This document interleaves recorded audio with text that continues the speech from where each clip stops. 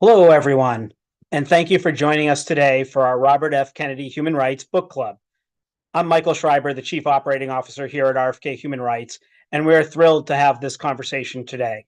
Our quarterly virtual book clubs are designed to foster engagement among our members, spotlight the work of social justice activists, authors, and journalists, and delve into the pressing issues that we face together. This session in particular, we are excited to be joined by Matthew Desmond, the Morris P. During Professor of Sociology and the founder and principal investigator of the Eviction Lab at Princeton University. He is also the 2017 winner of the RFK Book Award for his previous work, Evicted: Poverty and Profit in the American City. In his latest work, Poverty by America, continues to shed the light on the systemic issues that perpetuate inequality and offers potential solutions for change. Desmond has drawn from his personal experiences, other people's stories, and extensive research at Princeton University's Eviction Lab to highlight the harsh realities and cyclical disadvantages of poverty, issues our organization, RFK Human Rights, works to address through our domestic litigation and workplace dignity programs. The criminalization of poverty has long been a tactic used by workplaces, institutions, and governments, limiting access to housing, healthcare, education, safety, and more for those in the most need. RFK Human Rights Domestic Litigation Program works to hold our government accountable to human and civil rights violations in their immigration and detention programs, while our Workplace Dignity Program focuses on addressing wage inequality, minimum wage inequity, and preservation of rights within the workplace. It is my pleasure to kick off this conversation by introducing our moderator for today's conversation, the president of Hobart and William Smith Colleges and RFK Human Rights board member, Mark Gearan. In July of 2022, President Emeritus Mark Gearan was named the 30th president of Hobart and the 19th president of William Smith College.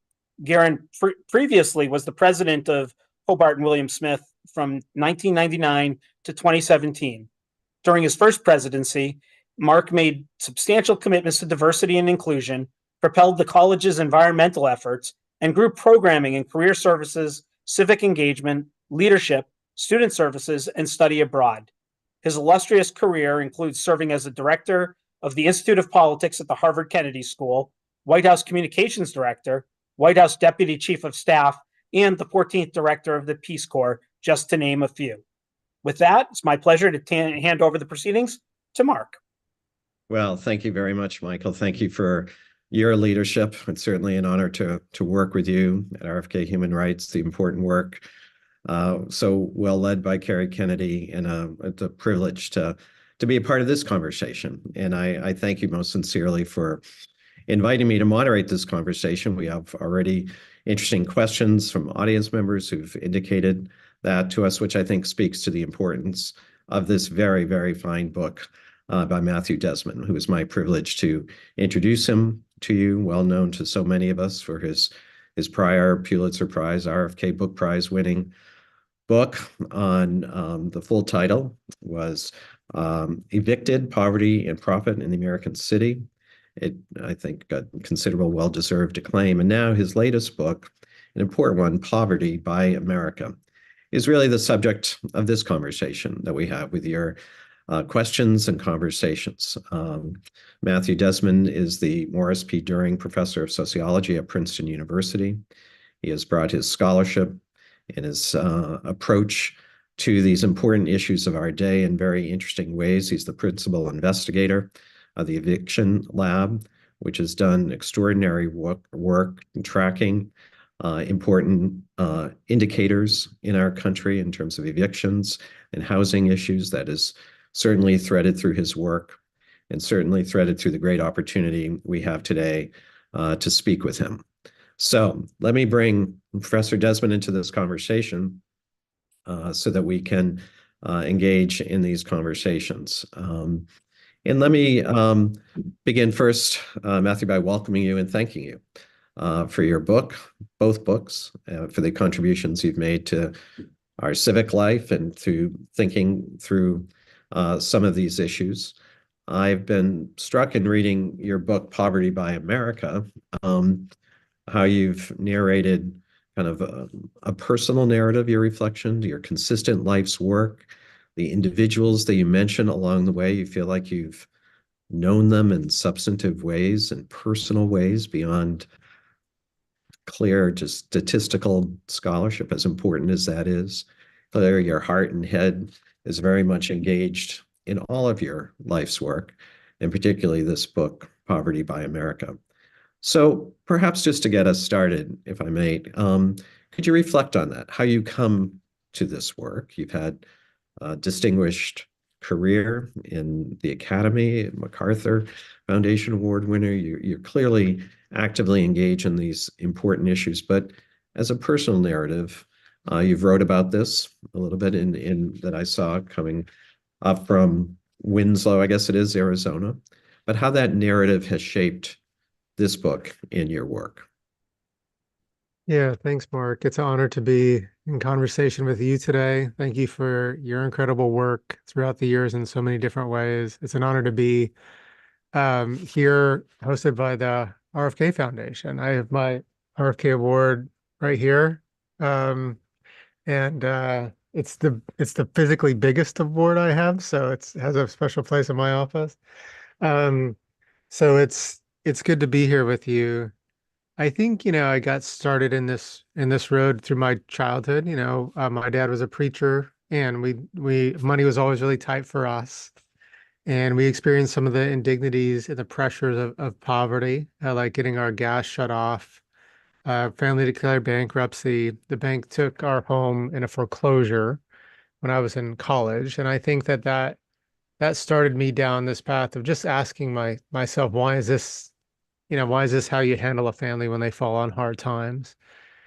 I think also, like, I was that kid in college that was kind of having his mind blown, because although, like, I experienced poverty as a kid, I had the story of the American dream and social mobility and hard work and that paying off, and um just wasn't what the data were showing me, in the classes I was taking in economics or sociology or history. And so there was an impulse to not only go to the library, but also go to the street. So I started hanging out with a lot of homeless folks around my university, not in a service capacity, Mm, just talking, listening, hanging out, just trying to understand. And I think those two impulses, to the street and to the library kind of guide this book. There are books that are, the book is accountable to research and draws a lot on that, but it's also accountable to a lot of folks below the poverty line and draws on their experience too. mm. And so the title, Poverty, comma, Yeah, by America, I yeah. think that's, to me, when I first got it and first heard of it, struck me. And I think I know what you're saying to us with that interesting title, but perhaps I could invite your answer. Yeah, I got the title from a Chanel ad in an airport. Wow, I didn't Because you know how it's know like you see these ads in airports or these luxury brands that'll be like number five, comma, by Chanel, and I think I was grappling with titles then, and I thought, wouldn't it be funny, in a way, or ironic Yeah. to have a title that kind of drew on that kind of phraseology. And so we went with it. This is a part of who we are, in America. Our poverty rate isn't just higher than other advanced democracies, it's much, much higher, right? Our child poverty rate is double that of Canada or Germany or South Korea. And so the story of America, the full picture of the country, has to also include this question Mhm. about why this incredibly wealthy nation, by some metrics, the wealthiest country that's ever existed on the planet, um, has so much poverty and such deep levels of poverty. My colleague Angus Deaton, the economist, has estimated that 5.3 million Americans get by on $4 a day or less every year. That's objectively poor by global standards. And so I think that that title reflects that question, reflects this kind of why question. And I think the answer has to be found in places that often we do not look when it comes to the poverty debate, which is our own lives and our own decisions and our own institutions and neighborhoods. And the book, essentially, if it does anything, it tries to shift the aperture of the poverty debate away from the poor themselves, which is, who you focused on for over 100 years in the poverty debate, to those of us that often are very secure in our money, who may be often unwittingly, contributing to all this poverty and scarcity in our midst. So there's this line I quote by Tommy Orange in the book where he writes, these kids are jumping out of the windows of burning buildings, falling to their deaths, and we think the problem is they're jumping, right? And when I read that in his first book, I was like, that's the American poverty debate. Yeah. We've just focused on the jumpers, and we should have been focused on the fire. And so this is a book that's about that fire, and it's about who lit it and who's warming our hands by it. And that's sort of the provocation to us, right? That Yeah. most books, as you write, are about the poor. Yeah. In many ways, this turning things upside down for all of us to interrogate ourselves candidly about is it's about us too, right? Or us primarily. Or us primarily, better Yeah. said. Right, right. And you write so movingly, and I wrote some of this down because I think it's important for it's the people you talked about. I felt like I got to know Crystal or Julio, these people that you've Yeah. had these relationships with and over so many years seemingly, right? To kind of knit together now into this work. But you said and wrote, poverty is pain, physical pain. It's traumatic. On top of pain, poverty is instability. It's the loss of liberty, feeling that your government is against you. It's embarrassing and shame-inducing. So I guess to kind of continue this definition of poverty, you started with the statistics that you write about. 1 in 9 Americans, 1 in 8 children, 38 million not having basic. You've given us the important statistical background. But that definition of poverty is so foundational as you then treat it through your book. Could you build on that essential dimension of your argument? Yeah. I mean, the book opens with the stakes. What are the stakes of this problem? And I think that means that we have to look really hard at what poverty is and what it does to us and how it just, reduces people born for better things, frankly. And, that means looking at poverty not just as an income level or in a technocratic way, it's really trying to get the lived experience of poverty down on paper, which means that poverty isn't a line. It's this constellation, right, of social maladies and humiliations. It's the eviction notice. It's the debt collectors blowing up your phone. It's not being able to afford a dentist and just dealing with the toothache, until it rots through. It's one rejection after another after another. It's telling your kids no all the time. It's having very little control over certain fundamental aspects of your life. It's in some communities getting roughed up by the police or having your cousin go away in a cage for 7 years. It's the suffocation of your talents and your dreams. It's death, come early and come often.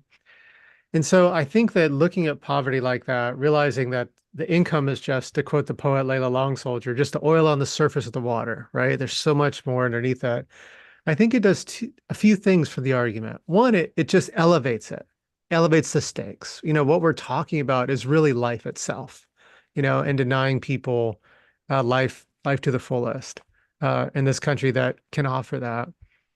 So I think it raises the stakes, but I also think it complicates the argument because there are some arguments about poverty that kind of suggest like, well, if you just followed these rules, if you just did this along the way, you wouldn't be in this spot. And when you meet someone like Crystal, right, whose life has just so much heaviness and so much trauma and how many setbacks she's experienced again and again and again and again before 18, right? Before 16 even. It's almost like when you recognize or try to view those arguments through Crystal's eyes, it's almost like we're kind of telling Crystal just to have a different life, right? Have a different childhood. And so I think that it was important to start, with that experience. But then the book leaves that experience, right? It kind of says, if you want to understand what poverty's like, you got to spend time in poor neighborhoods. If you want to understand the causes of poverty, you got to leave those neighborhoods. Right, right. So let's get to that because the other kind of public policy point, if you will, that you make is this astonishing lack of progress in 50 years. You write about other areas that we have progressed in medicine and science and smartphones and other dimensions that have, but I forgot how you phrase it, but like a rolling hill, just this kind of moderation, up, a little bit down, bipartisan administrations, Republicans and Democrats, I think you noted. So yet then we have this COVID period that you also point up in that moment. I'm trying to join that historic lens that you shaped for us in your book, and how you think about that question of progress for critique, but perhaps also for inspiration or guidance for steps we could be taking. Yeah. So if you look at a lot of poverty measures, including the supplemental poverty measure, which is kind of our gold standard because it accounts for government spending on programs like food stamps and Medicaid, but also accounts for regional variation in cost of living and medical cost. Look at that measure over time, you see very minimal progress in the poverty line over the last 50 years. And why it's not just outrageous, why it's like incredibly confusing is that anti-poverty investments from the country have not stalled. They've grown, and by a lot, and so looking at just per capita welfare spending on the 13th biggest means tested programs in the country. And I know it's like a super technical language, but this is just programs that we usually think about when we think about welfare, right? Housing assistance, food stamps, things like that. Spending on those programs went from about $1,000 per person the first year of Ronald Reagan's presidency to about $3,400 per person the first year into Trump's presidency, which is an inflation adjusted figure. That's a big jump.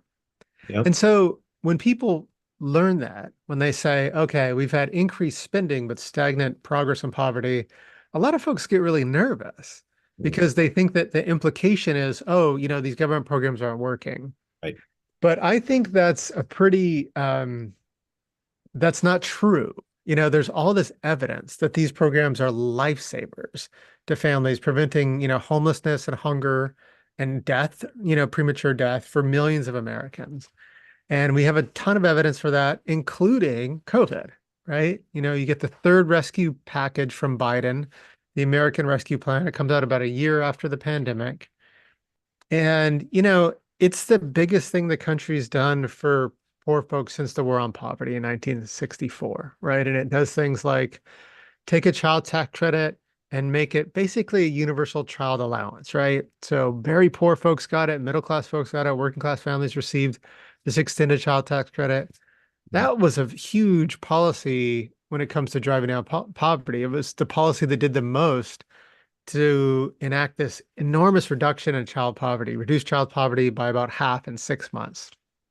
Incredible flex from the government, incredible results. The government rolled out emergency rental assistance, which reduced evictions to the lowest they've ever been on in recorded history and kept them low months and months and months after the eviction moratorium ended. So we have this clear case just a few years ago where we saw what the government can do when it really gets serious about fighting poverty. That's the case study. Yeah, huge case study. It's a huge lesson for us, right? And that's one of the big takeaways that, if we wanted to make a bigger difference, we could, and we just did. But then we have this other more confusing pattern about increasing spending and not a lot of progress.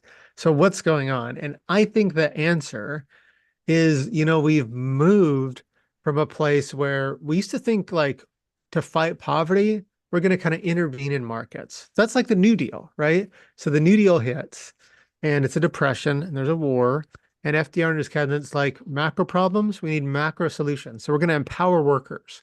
We're going to regulate the banks and the stock market. They intervened in markets. There was only one cash program in the New Deal. It was Social Security in miniature form. Fast forward to the war on poverty, the economy's doing pretty good, actually, in 1964. And so there was a different view than the New Dealers had, which is like, we're not going to intervene in markets. We're going to help people. So we're going to roll out food stamps and finally have a government health insurance, greatly expand Social Security. Didn't really touch the markets. And so it kind of went from an interventionist to a more accommodationist welfare state. And I think that means sometimes we're spending more to stay in the same place. And just a quick example, this is a little wonkish, but like, this audience is wonky. This is the right book club to go there. The right book club. Yeah. We're all peeps together on this. That's right. So federal spending on housing assistance has increased 16% in real terms since 2000.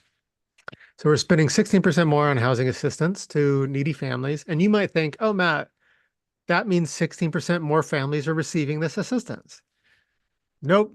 So it's about 4.5 million families in 2000 and about 4.5 million families today.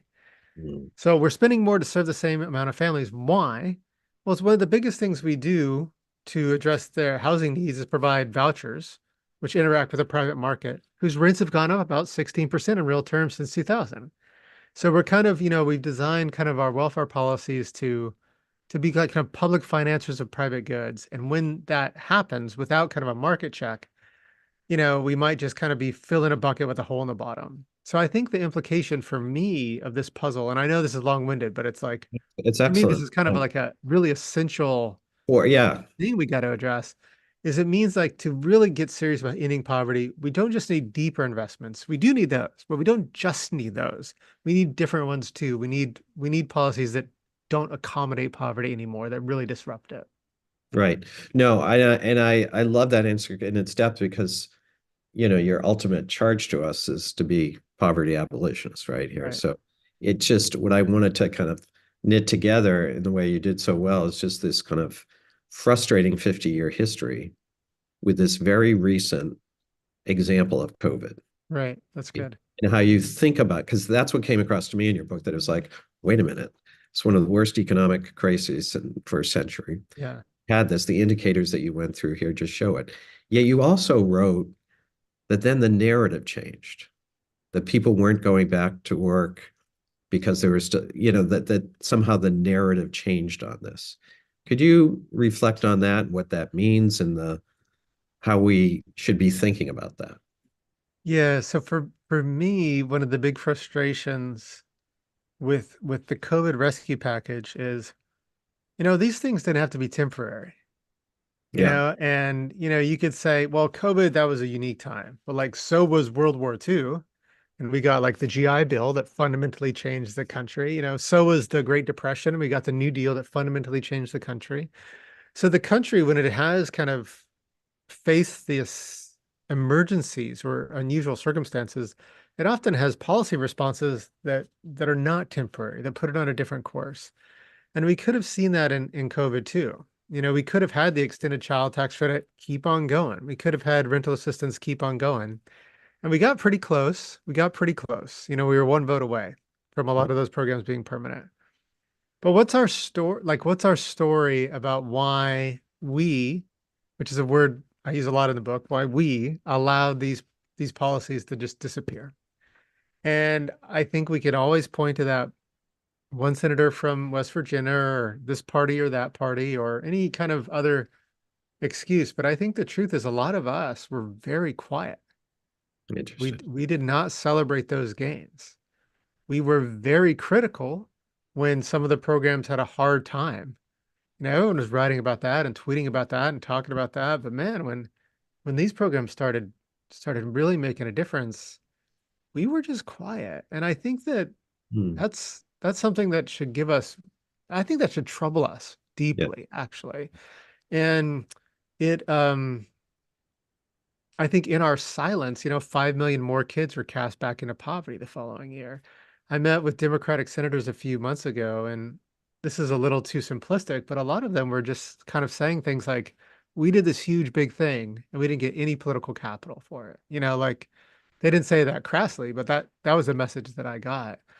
And so I do think that those of us who are committed to poverty abolitionism and causes of social justice, we have to get better at this language of celebration and hope and not just be so good at a language of critique and, despair often.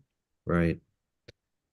And any thoughts on why we were silent? Why Sure. is Yeah. I think that the left in particular has developed a language that is very fluent in criticism and picking apart. I think the youthful part of the left in particular is pretty hesitant to give Biden his flowers, too. He wasn't really their guy, And so I think that there was a kind of a reluctance there. There's also this kind of chic nihilism in the country too, where it seems a little riskier to be like, whoa, like, wasn't that amazing? Because you could always, someone say, well, what about this? And like, yes, it wasn't perfect, you know, the programs didn't reach everybody. We needed to fix that. But I think that a 46% reduction in child poverty, and we didn't write letters, we didn't call our congressperson, we didn't say, wow, this should be the new normal. I think there's part of that that's about kind of liberal culture. I think that, yeah. Hmm. And when you spoke to senators, did that resonate with them? I think, they were very puzzled, I don't think I had worked this fully out when I talked to them. Hmm. They went so far as to say, a lot of folks didn't really even realize that we were doing this. And I was like, I think that's a little too far. We cashed those checks. We know that Right. there was an intervention, but translating that intervention into a story about what the government did and could do for us just didn't seem to stick. Yeah. Right. Into a space where, given the pressures, getting political credit is real Hmm. for elected leaders. I get that part of it, but yeah, but as a citizenry and others who care about this, that's a very good. Let me talk about kind of this whole notion of, I think you have it here, poverty in the United States, not in spite of our wealth, but because of it, Yeah. right? And that sort of those statements and kind of exposing that through ways and giving people agency perhaps to do it. But you also wrote at one point, it almost feels rude bringing it up to people. Yeah. Is that what you found? I I found this People get defensive amusing. about this. I mean, are you finding them? I find a lot of Americans really open to this conversation, Yeah. but I also find an amusing tick, which is, people saying, we really need structural change. We need structural change. And they're good with that conversation. And they can talk a good policy game and a good game about history. I love those conversations too. But this distinction that we often, embrace between structural change and individual change might be a false distinction. Huh. Like, do we think structural change will just fall from the sky? So you've been like in a million conversations like this, and I have too, where people say, we know what we can do, we know what to do, Yeah. we can afford it, but where's the political will? Yeah. Right. And so this book is really my attempt to try to spark some of that political will, to Yeah. get us to see how we're connected to the problem, which also means we're connected to the solution. Right. So let me just speak really clearly on this. We have so much poverty in America because the poor are exploited. They're exploited in the labor market, in the housing market, and the financial market. So let's just talk about financial exploitation. We've got like $61 million in fines and fees pulled out of the pockets of poor folks every single day by banks, by payday loans, by check cashing places. Big banks and payday loan industries benefit from that, but so do those of us with free checking accounts. Those accounts aren't free. They're subsidized by $11 billion in overdraft fees charged just 9% of bank clients. We accept a welfare state which gives the most to families that need it the least. Because when you think of the welfare state, you have to think about Social Security and Medicaid and food stamps, but you also have to account tax breaks. They cost the government something, they put money in our pockets. And so if you add up everything the government does for us, you learn that, families in the top 20% of the income distribution, our richest families, get a lot more from the government every year than families in the bottom 20%, you know? And that imbalanced welfare state is another core reason why poverty persists, because we do a lot more to, subsidize affluence than to expand opportunity. And then the country continues to be segregated along racial and economic lines. We continue to build walls around our communities and hoard opportunity behind those walls. But there's a side effect, right? And there are when we create these communities of concentrated affluence, there's this side effect, which is the creation of communities of concentrated poverty and despair. And so a lot of us are connected to those stories, and that's not just about a structural, a policy, or historical change. That's about decisions we often make every day in our own lives. And we can start to to divest from poverty in those ways too. And this is kind of the idea of becoming a poverty abolitionist, embracing that as an identity and as a political, but also as a personal project. Right.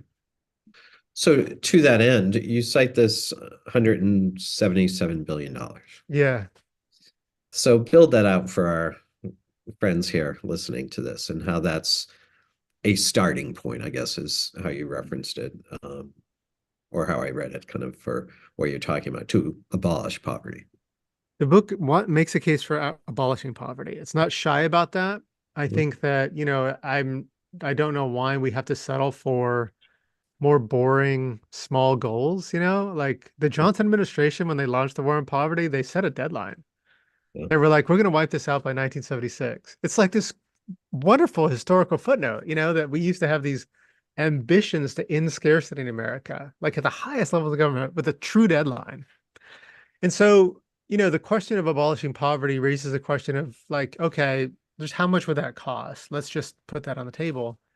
And you can do a really rough estimate, which is you say, okay, here's so-and-so, they're $3,000 below the poverty line. Here's so-and-so, they're $50 below the poverty line. Here's so-and-so, they're $20,000 below the poverty line. You add all those folks up, you get to this number, which is it would take $177 billion a year to bring everyone below the official poverty line above it. So what is that? That's like less than 1% of our GDP, right? That is so utterly attainable. And the book counterposes that fact or that estimate with this study that came out a few years ago by a group of economists that showed that if the richest among us, if the top 1% of income earners just paid all their federal taxes, we as a country could raise an additional $175 billion a year. So I think those comparisons are really important, recognizing that, we could get pretty darn close to closing the poverty gap if the richest among us just paid what they owed. So like, I have this aversion or this even like a anger a little bit when I hear like, well, we can't afford it, or like, how are we going to pay for it? Or in a world of scarce resources, that's just not our world. And I think that we have to reject those kind of scarcity diversion arguments. Yeah. Well, yeah, you're right. I was just pulling my notes in terms of you're also ire at redistribution of wealth arguments, right? Well, I don't have ire. I just don't use that language. Yeah. Because I think it gives the impression that like the government's like, ooh, we're going to go in your pocket and we're going to take what's yours. Yeah. And I think that blinds us to all the ways the government is doing so much to protect and guard fortunes. And so I think that redistribution as a policy idea is something I support, but I think redistribution as a rhetorical device is probably is not something that I've chosen to write about. Yeah. Right. And so with the abolition of policy, right, that we would be more free. Yeah, I think so. As a society, something reference. Yeah. I think if it's not an exact quote, something like that. Explain that to us all. Who would be free? Yeah. Well, first of all, it would be incredibly just fundamentally life-giving for all those Americans below the poverty line, right? That's like a totally different existence, right? That's a life marked by more fairness and security, finally being able to breathe. I think it would make the country a lot more dynamic, when you consider all the talent and ability that poverty has just stolen from us, all the scientists and diplomats and future college presidents that poverty has denied us, And I think that many of us, even those of us that are done well in the country, that have a high level of financial security, like, how's it working out for us? Do we feel safe? Do we feel worry-free? I don't think we do. I think we carry around that pit in our stomach that worries about our kids because, they can fall all the way down the ladder. We carry around that ickiness that we feel when we recognize we're involved in morally compromising economic exchanges, that this person serving us food or fluffing our sheets at a hotel is probably getting bowled over, but gosh, here we are. And I think a lot of us don't want that. I think a povertyless America is not a utopia by any means, but gosh, that is a freer country. That's a safer country. That's a country with more economic and political dynamism. I think that's a country a lot of us would rather live in. And, I think this dynamic also speaks to this kind of, contradiction or this process that happens when there's a lot of poverty that butts up against a lot of wealth, which is this private opulence, public poverty dynamic that John Galbraith wrote about, and even the Romance historians wrote about, and you can see this when you live in places like New York or San Francisco or Washington, D.C., Yeah. where, no amount of money can shield you from the encroachment of poverty into all American lives. And so I think that this book isn't like an everyone wins argument book. This book is asking some Americans Yeah. to make sacrifices. Right. But I think what we get, on the back end of the sacrifices is a better country. And hence how I read your point of the personal, I think, and political project Yeah. for us all as readers and as citizens. Yeah. And I think that the poverty movement, it has a hard time with identity politics, right? Because no one wants to be poor forever. Yeah. And unlike other kind of identities where you can get a lot of power in those, we lack that. Politicians often don't want to even say poverty. So this is a way to kind of bring the argument home and ask us to consider how how we can start shopping differently, investing differently, challenging segregation in our daily lives, talking about our taxes differently. I just wrote a piece for the New York Times last weekend about, it was tax season. So for those of us that are lucky enough to receive all these ludicrous tax breaks, should we take them? Is it moral to take them? Should we give them away if we take them? I think that these are the kinds of questions I would like more Americans of means to start asking. Yeah. Well, I could hog the whole hour in my questions, but we have an audience and they are sent really good, thoughtful questions, Matt. So let me start, if I may, with some of the sent-in questions that are really thoughtful ones. On page 152, you talk about the Turnaway Study and the lasting negative effects on children of mothers who were denied abortions they sought. Thank you for including this information. For those who may not have read the entire book, would you mind explaining what the Turnaway Study revealed and what your own investigation showed? When the Dobbs decision came down and when it was in the news a lot, the economic implications of overturning Roe versus Wade was something that a lot of folks started talking about. But I got to tell you, I've been to a million poverty conferences. I've had a million conversations about this issue, and abortion and access to reproductive rights often wasn't on our radars. Just wasn't, and I felt convicted about that and felt that I needed to visit an abortion clinic myself, and I did. And one of the big in Philadelphia, and one of the big takeaways for me was, the folks that are in those waiting rooms, they look a lot like the folks that are waiting for the bus too, and a lot like the folks waiting for their eviction case to be called. And poor folks often don't have access to high levels, the best contraception in the country, and denying them access to reproductive rights does have massive economic consequences. And we know this from this study called the Turnaway Study. The design of the study was really clever. So the scholar compared women who received abortions with women who were just over the gestational period that did not allow them to receive abortions. So it was really kind of a peer-to-peer comparison, and followed these two groups over the several years. And what she found was that the women who were denied abortions had a much higher likelihood of being poor, remaining poor for years. Their children obviously grew up in poverty.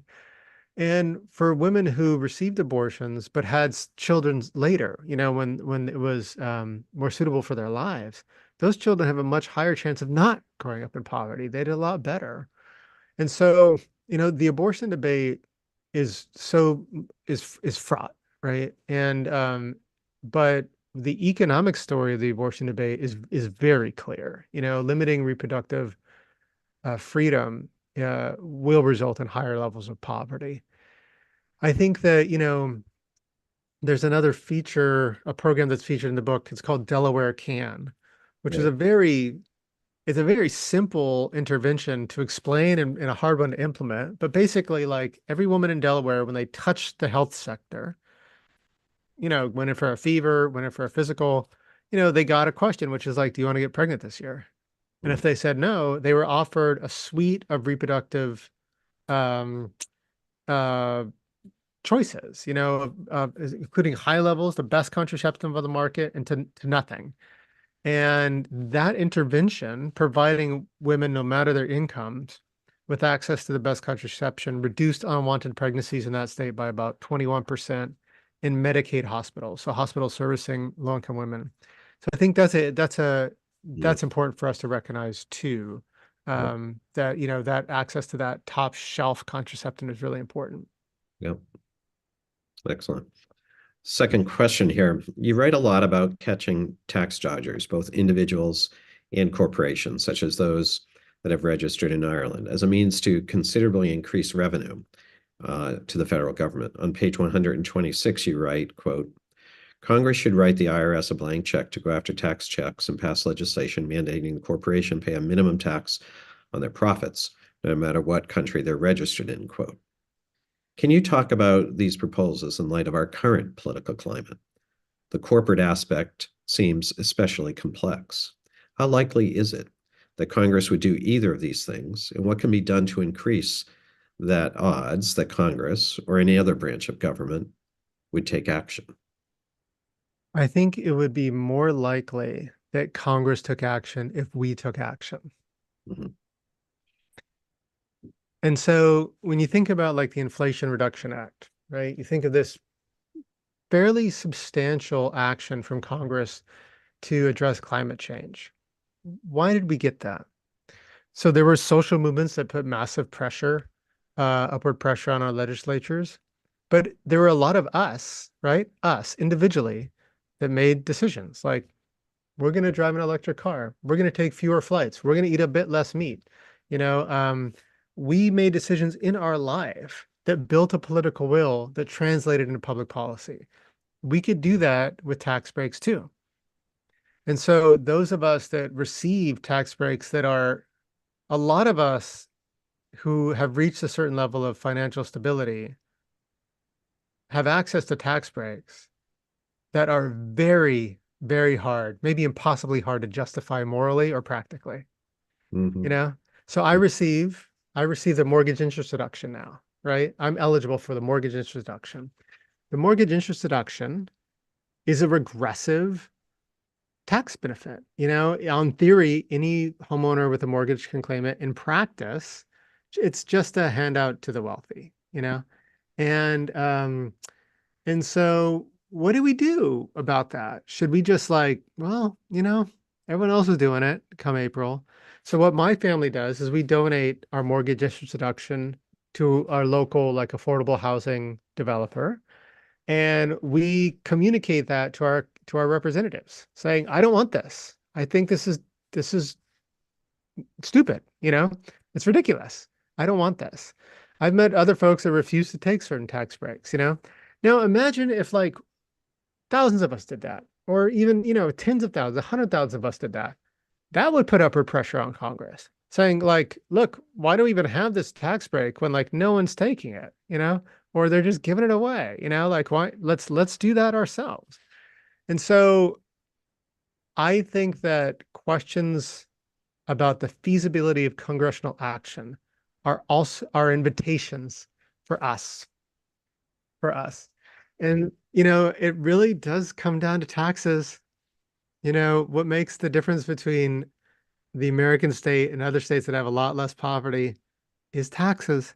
We collect about 25% of our GDP in taxes every year. So Sweden, Switzerland, but even countries like Ireland, like Italy, they're collecting between 35 and 38% of their GDP in taxes. And gosh, those countries feel a lot differently on the ground than ours does because of those investments. Mm-hmm. Interesting and somewhat related, another question on page 184. You write about the congressional gridlock and the polarization in the 1960s, observing that, quote, the Washington that passed transformational legislation outlawing racial discrimination, expanding access to health care, food and education, and slashing the poverty rate was just as broken as the Washington of today, quote. This is a hopeful message, writes our questioner. Tell us more. So this is a point that's made by the historian Julian Zalazar in his book, The Fierce Urgency of Now. And the puzzle of that book is like, look, 1960s Congress is a mess. The Southern Dixiecrats are aligned with Republicans to block liberal reform. Senators are sleeping in their offices to filibuster. Like, government inaction is not just the outcome, it's the plan. It's the plan. And during that moment of polarization and division, we got the major pieces of civil rights legislation, and we've got the modern social safety net in the form of the war on poverty. And his argument is that if so much got accomplished despite the odds, it was because social movements, especially the labor movement and the civil rights movement, just put unrelenting pressure on lawmakers. And I think that is very helpful. It gives me hope. I think it should give us hope, but it should also spur us to action. Like, I'm very grateful that those folks that were marching and working behind the scenes, in the 60s weren't just like, well, man, let's see about the next election. When our guys get into full power, then we can really do something. They didn't wait. We shouldn't wait. And I think that this is a very scary year election wise. Yep. But whatever happens, if it shakes out one way or the other, that doesn't let any of us off the hook when it comes to pushing for anti-poverty legislation. Mm-hmm. And so I think that the lesson from the 60s is that we shouldn't wait, and we shouldn't just point the finger at the other party, whoever that may be. Mm-hmm. That we can act now. So if you're interested in acting now or getting involved with anti-poverty organizations, I have a website for you. It's called endpovertyusa.org, which is a website we created when we launched this book. And it just, it's designed to really connect a lot of us to organizations in Massachusetts or wherever you are that are just doing great work on this. So you can get plugged in with your time or resources, or at least learn about who's doing what in your own backyards. This is my own question now, but you use history or source history, site history quite a bit. Is that a source of inspiration and hope for you, or instruction? I think for me, it's a full way of kind of understanding the issue. And, I think that looking at times of great political activity or policy innovation and asking what went right, and could we repeat that? Was that just was LBJ just really good at his job, or a more structural explanation of that? Yep. And I think in history gives you these puzzles too, that we talked about before, where these trends are not going the way you think they're going. Right. And I think that has big implications for us today. So yeah. Another good question here. Dr. Desmond, we're often promised that the political economy of the neoliberal capitalism will ensure a win-win scenario of increasing wealth through free markets. Do you find this is true, or simply another American broken promise papering over zero-sum thinking at the top of the socioeconomic pyramid? I think that,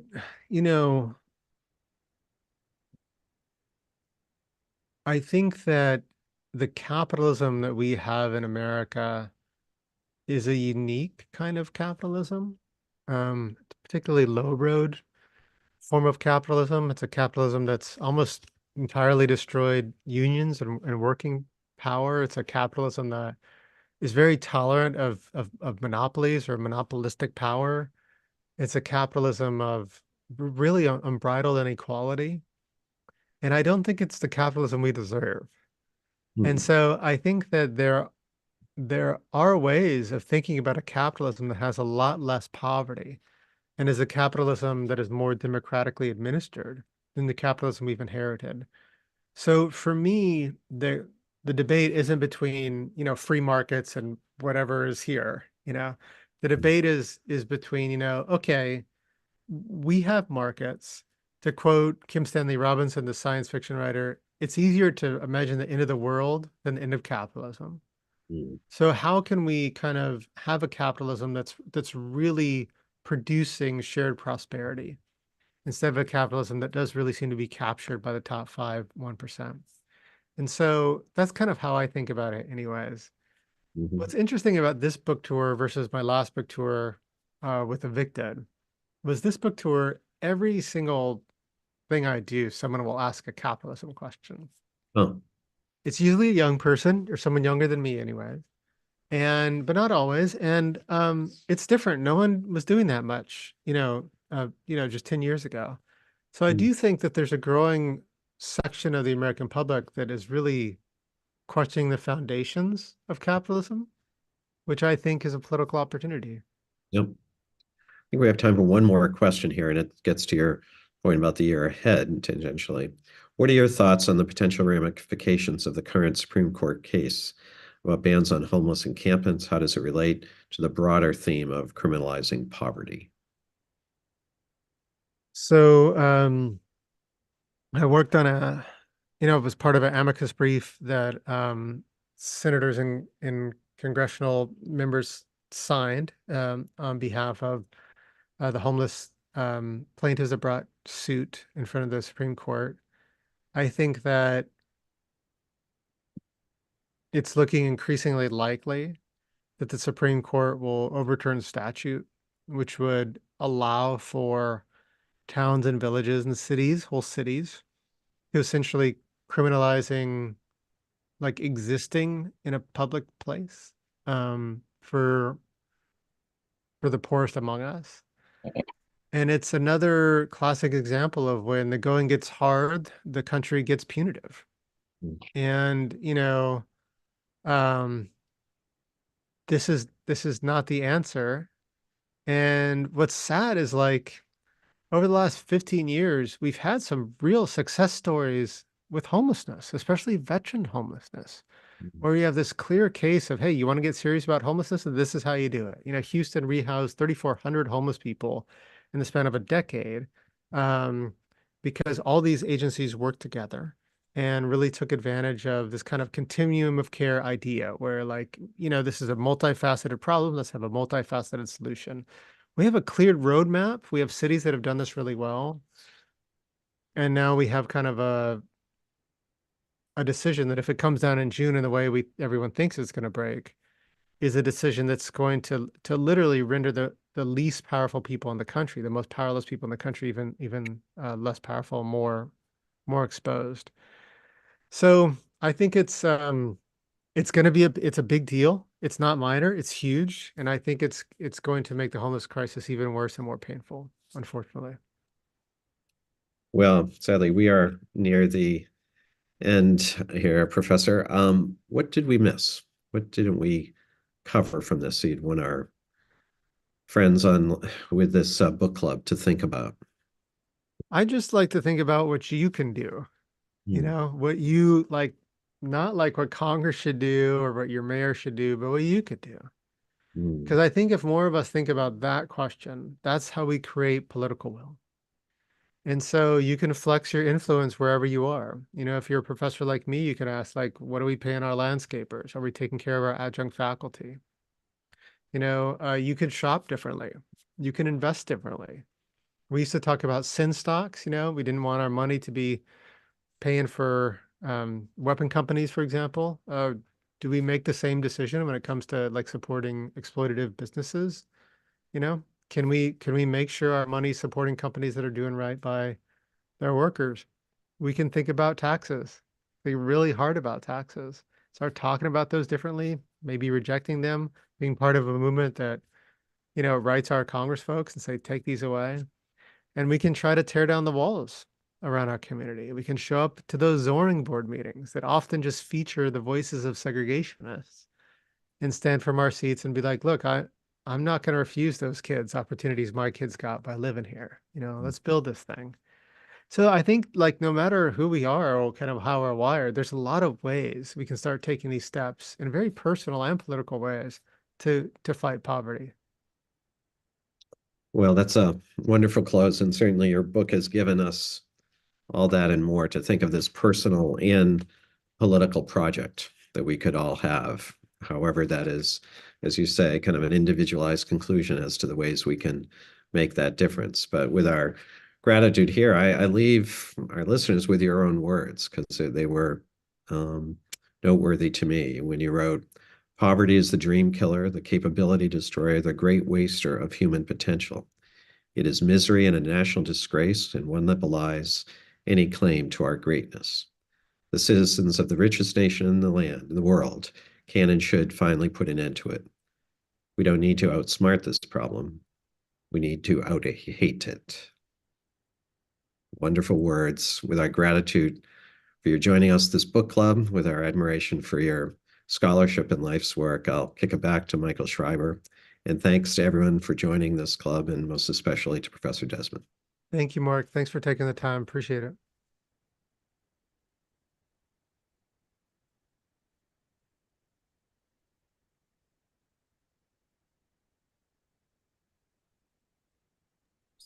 Thank you both. Thank you, Professor Desmond, for giving us your time today and for the contribution that the book itself and your work is making. And then, Mark, thank you for driving the conversation so thoughtfully. I would just ask that our book club members who are interested in this conversation, follow the professor's guidance and think about the actions that you can take. And if there are actions that you take that you find effective, fulfilling, surprisingly easy, please share them back with RFK Human Rights, and we'll incorporate that into the tip sheets and the guidance that we give for people looking to have a direct impact on the types of issues and the impact of poverty in America. One of those actions, for anybody who has not read or does not have a copy of the book, is go and pick up Poverty by America, available in paperback in all major sellers. If you have trouble finding it, please feel free to reach out, and we can help you solve that problem. And then again, just want to encourage everyone to join us again in May 21st, when we'll have the 2024 RFK Book and Journalism Awards. We'll announce this year's laureate, a book that, as Schlesinger noted, most faithfully and forcefully reflects Senator Robert Kennedy's purposes, his concerns for the poor and powerless, his struggle for honest and even-handed justice, his conviction that a decent society must assure that all young people have a fair chance, and his faith that a free democracy can act to remedy disparities of power and opportunity. To learn anything more about RFK Human Rights or our Book and Journalism Awards, please visit our website or any of the social media, and keep an eye out for future book club meetings. So again, thank you, Mark and Professor Desmond, and thank you to everyone who took the time today. Thanks, guys. Thank you.